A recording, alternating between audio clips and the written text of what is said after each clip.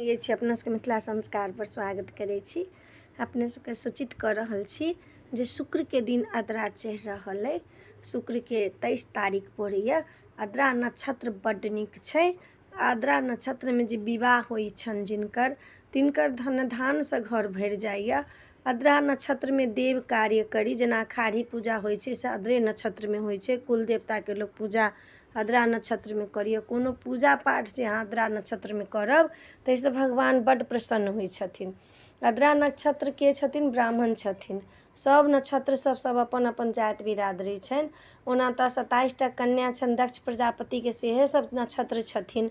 लेकिन ओना ब्राह्मण बजै छथिन आद्रा ओ जे छथिन अपने जे छथिन से आद्रा ब्राह्मण छथिन। हुनकर दक्ष प्रजापति तऽ ब्राह्मणे रहथिन।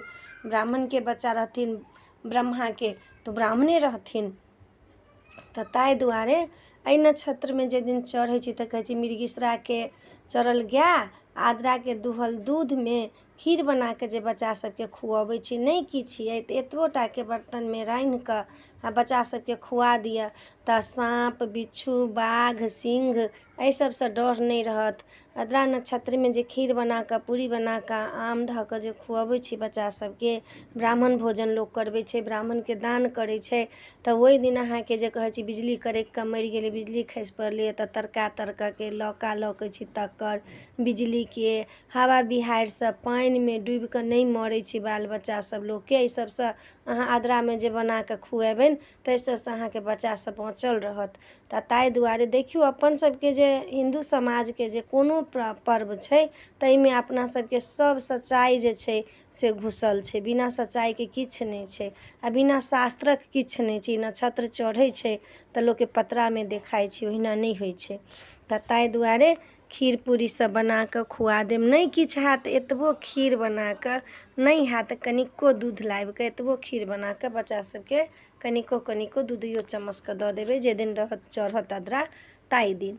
आ नहीं लोग के भेल तब आद्रा चढ़ियो गेल तऽ 2-4 दिन के बादे अपन कऽ लेब। एकटा पख 15 दिन रहै छै तऽ बादो में बना कऽ खुआ देब। कते के भगवती के पातर पड़ै छनि ब्रह्म के पूजा होइ छै एही में लोग भगवानक पूजा कऽ लै छै।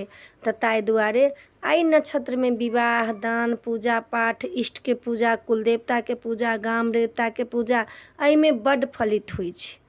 एहि नक्षत्र में बड्ड फलित होइ छै। आद्रा नक्षत्र जे छै से बहुत नीक नक्षत्र छै तऽ एहि में बहुत फलित होइ छै। तऽ ताहि दुआरे अपने सबके आद्रा बारे में बता देलहुँ हँ। अपने सब आद्रा जरूर मनाउ खीर पूरी आम कटहर के कोआ सब खाउ आ नीक सँ मनाउ। अपने सबके आद्रा दिया बता देलहुँ। ब्राह्मण छथिन अपना बाल बच्चा के रान्हि कऽ खुएलखिन तऽ नाग साँप बिच्छू कीड़ा सबसँ हुनका डर नहीं रहनि। बाल बच्चा के तरका गाछ बाछसँ खससँ पानि में डूबऽसँ सबसँ ई जे छै ने ग्रह कटै छै। आद्रा नक्षत्र जे मनबै छी तऽ ग्रह कटै छै। तऽ ताहि दुआरे मनाउ दोसरो के खुआउ बनि तिहार लोग के दियौ अपनो खाउ ब्राह्मणों के खुआउ। भगवान घर में रखने छी हुनको भोग लगाउ। पूजा पाठ करऽ के मनी तऽ पूजा पाठ करू। विवाह दान करऽ के मनी तऽ नक्षत्र में लगन छै 23 तारीख तक विवाह दान करू। अपना सबके जे देव कार्य करऽ के शुभ कार्य करऽ के सबटा नक्षत्र में होइ छै। तऽ वीडियो में इएह छलै नीक लागत चैनल के सब्सक्राइब करब लाइक करब कहऽ के नहीं बिसरब। कहि दै छी शुक्र दिन चढ़ि जायत 23 तारीख के आद्रा नक्षत्र तऽ आद्रा मना लेब। तऽ नीक लागत जरूर कहब। जय मिथिला जय माता जी।